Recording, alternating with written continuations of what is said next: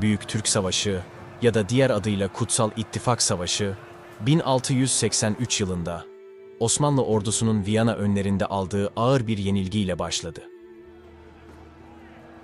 Osmanlı İmparatorluğu artık eski kudretinde değildi.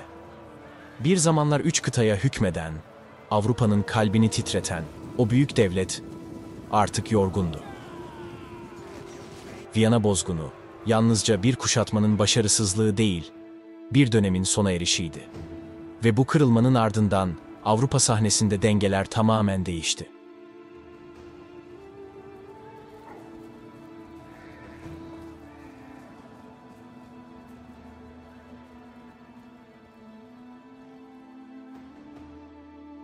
Eylül 1683'ten itibaren inisiyatif imparatorluk ordularına geçti. Habsburglar, Lorraine Dükü Charles'ın komutasında hızla ilerlemeye başladı. Estergon, Vaç, peşte birer birer düştü. Ve sonunda 1686'da Budin kuşatıldı. Osmanlı, Macaristan'daki en önemli merkezini de kaybetti.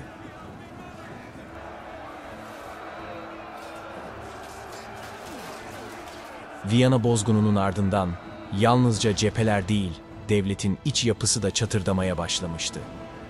Orduda disiplin tamamen çökmüştü. Bir zamanlar padişah fermanıyla hareket eden askerler artık kendi kanunlarını yazıyor, istediklerinde sefere gitmiyor, istediklerinde baş kaldırıyorlardı. Yeniçeri Ocağı eski düzenin sadece gölgesiydi. Sadakat yerine çıkar, nizam yerine korku hakimdi. Saray ise bir başka cepheydi artık. Taht oyunları, rüşvet ağları, hizip çatışmaları, devletin kalbinde iktidar değil, entrika dolaşıyordu. Ve tahtta oturan 4. Mehmet, yorgun, sessiz ve kararsızdı. Olan biteni sadece izliyor, kaderi seyrediyordu. Ve halk, yenilgilerin, vergilerin, kıtlığın ve söylentilerin ortasında, korku ile umutsuzluk arasında sıkışıp kalmıştı. Ama bu çöküşe rağmen Osmanlı son bir hamle yapmaya karar verdi. 1687 yazında sadrazamlığa daha ağırbaşlı ve temkinli bir isim getirildi. Sarı Süleyman Paşa. Yeni bir ordu toplandı. Ancak bu ordu artık o eski fetih ordusu değildi. İsyanlarla zayıflamış, komutanlara güvenini kaybetmiş, sefere gönülsüz, morali bozuk bir kalabalıktı sadece. Ama sefere çıkmak zorundaydılar.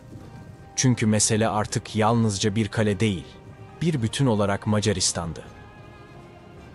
Osmanlı, Avrupa'daki en önemli topraklarını, yıllar süren savaşlarla aldığı şehirleri tek tek kaybediyordu.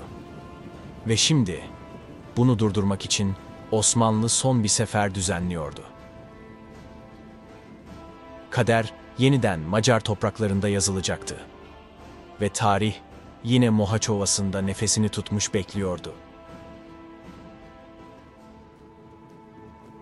161 yıl önce Osmanlı ordusu burada, aynı ovada tarihe yön vermişti. Ama artık devran dönmüştü. Toprak aynıydı ama güç dengesi çok farklıydı. Ve o sabah 1687'nin sıcak bir Ağustos sabahında iki büyük ordu bir kez daha Mohaç Ovası'nda karşı karşıya geldi.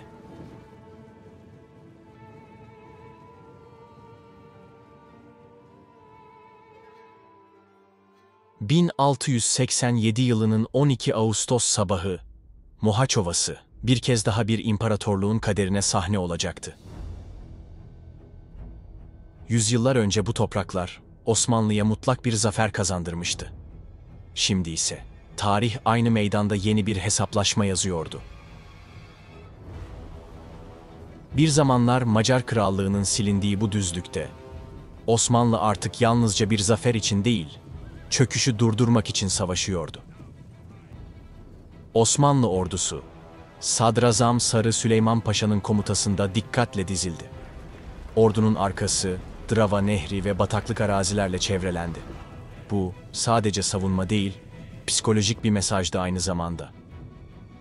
Bir yandan düşmanın arka hatlara sızması önleniyor. Diğer yandan askerlerin geri çekilmesi imkansız hale getiriliyordu.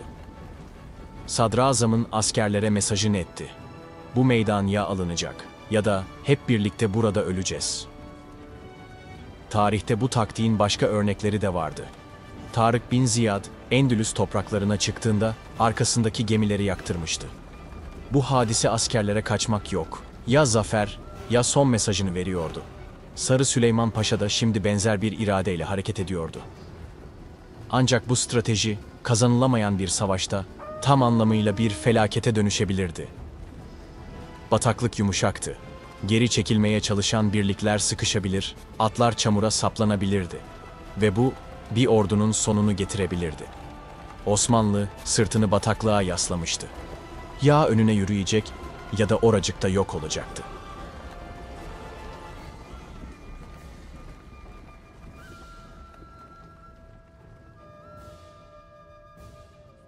Karşı cephede Avrupa'nın en güçlü komutanları sıraya dizilmişti.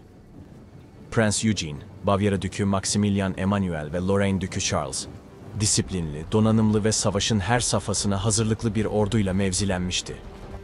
Yaklaşık 40.000 kişilik bu kuvvet, Viyana'dan Budin'e kadar elde ettikleri zaferlerin verdiği moralle doluydu. Kolay değildi. Neredeyse 200 yıldır Osmanlı karşısında bu kadar ilerleyememişlerdi. Ama şimdi Orta ve Kuzey Macaristan'ı almış, gözlerini tüm bölgeye dikmişlerdi. Savaş sadece bir savunma değil, artık bir fetih operasyonuna dönüşmüştü. 12 Ağustos sabahı Lorraine Dükü, Siklos civarına ilerlemeye karar verdi. Çünkü o bölgedeki sert zemin, savaşa daha elverişli bir arazi sunuyordu. Batıya doğru yürüyen Habsburg sağ kanadı, yoğun ormanlık bir geçitten ilerlemeye başladı. Ve işte o anda Sarı Süleyman Paşa, beklediği fırsatın doğduğunu gördü. Osmanlı sağ kanadı ani bir emirle harekete geçti. Süleyman Paşa, süvarilerine Avusturya sol kanadına saldırı emri verdi. Ve böylece Mohaç Muharebesi resmen başlamış oldu.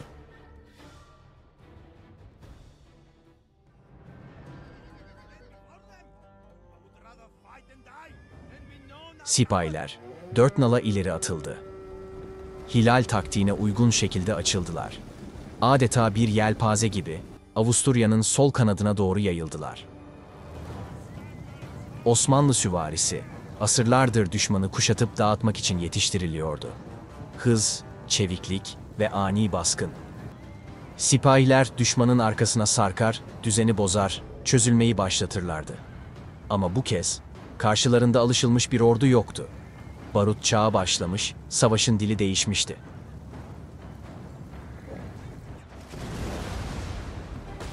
Avusturya topçuları ovaya hakim noktalarda konuşlanmıştı. Yeni döküm teknikleriyle yapılan toplar daha hızlı ateşleniyor, daha uzağa, daha isabetli vuruyordu. Sipahiler henüz yaklaşamadan topçu ateşi ovayı biçti. Süvariler daha hedefine varmadan ağır kayıplar vermeye başladı.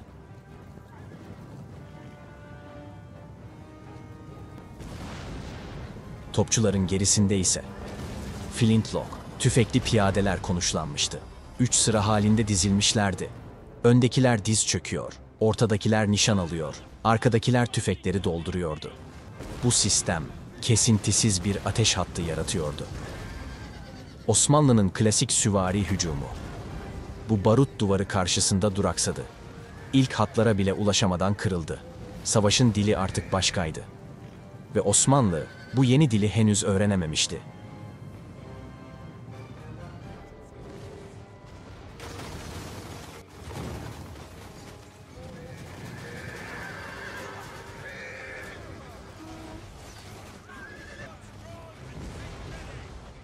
Sadrazam Sarı Süleyman Paşa, karşılaştığı bu sert direniş karşısında şaşkındı. Daha fazla kayıp verilmemesi için hücumu durdurma emrini verdi. Sağ kanattaki bu başarısız girişimin ardından merkez kuvvetlere ilerleme emri verildi. Ve o anda sarayın gözbebeği, Osmanlı'nın vurucu gücü, Yeniçeriler yürüyüşe geçti. Ama bu ocak artık eski ocak değildi. Liyakat geri plana atılmıştı. Sadakat yerine keyfilik, düzen yerine çıkar hesapları hakimdi. Yine de içlerinde hala eski ocak terbiyesini taşıyanlar vardı. ve onların gayretiyle ordu klasik Osmanlı tarzında ilerlemeye başladı. Karşılarında ise Prens Eugene'in merkez ordusu duruyordu. Avrupa'nın en disiplinli ateşli birlikleri. Çok geçmeden iki tarafın merkez kuvvetleri topçu ateşi altında karşılaştı ve kıyasıya bir mücadele başladı.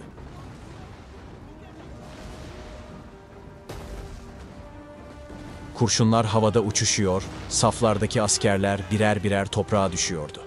Ardından kılıçlar çekildi ve topyekün bir saldırı başladı. Artık bu noktadan sonra insanı hayrete düşüren bir acımasızlık savaş alanını tamamen kapladı.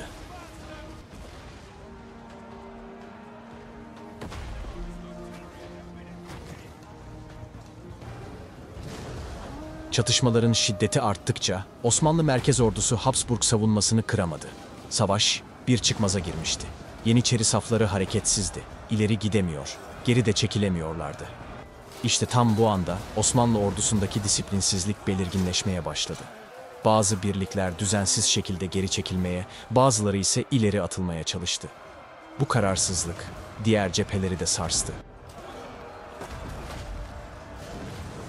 Sadrazam Sarı Süleyman Paşa ise çaresizdi.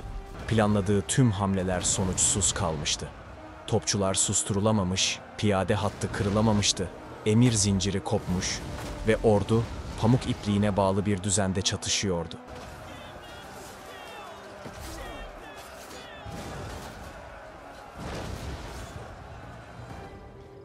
Durumu fark eden Habsburg komutanları vakit kaybetmeden harekete geçti. Henüz tam kurulmamış Osmanlı tahkimatlarına topyekün saldırı emri verildi. İleri hatlarda General von Bossy-Rabutin ve Prens Eugene vardı. Artık savaşın kaderi onların elindeydi.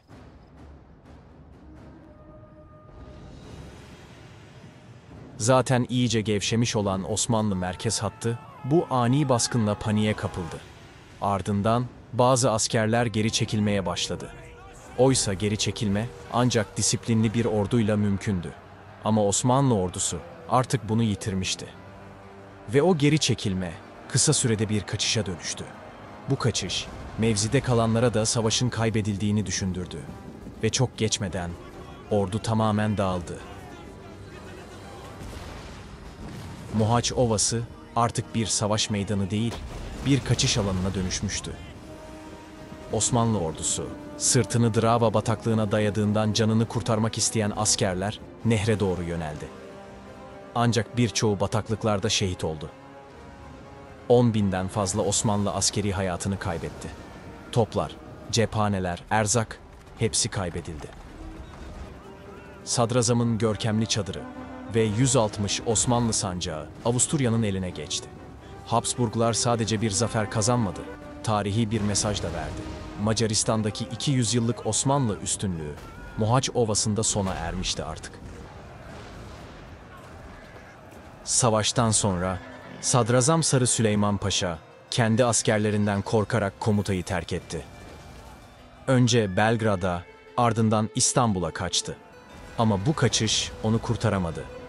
İstanbul'da öfkeyle karşılandı ve idam edildi. Yenilgi haberleri başkente ulaştığında devlet yönetimi kaosa sürüklendi. Bu büyük çözülmenin ardından sarayda büyük bir isyan patlak verdi. Sultan 4. Mehmet tahttan indirildi. Yerine 2. Süleyman çıkarıldı. Ama çöküş yalnızca sarayla sınırlı kalmadı. Osmanlı ordusunun dağılması Kutsal İttifak'a büyük bir fırsat sundu. Habsburglar hızla ilerlemeye başladı. Osijek, Petrovaradin, Valpovo, Temeşvar, Arad ve Eger gibi önemli şehirler direniş görmeden düştü. Slavonya ve Transilvanya'nın büyük kısmı el değiştirdi. Ve 9 Aralık 1687'de Pressburg'daki Macar Diyeti, Arşidük Joseph'i Macaristan'ın ilk kalıtsal kralı ilan etti. İkinci Mohaç Muharebesi sadece bir savaş değildi, bir çağın sonuydu. Ve bu sonla birlikte Osmanlı İmparatorluğu artık Macar topraklarında bir daha ilerleyemeyecek. Devlet, yüzyıllardır alışık olduğu taarruzdan kalıcı bir savunmaya geçecekti.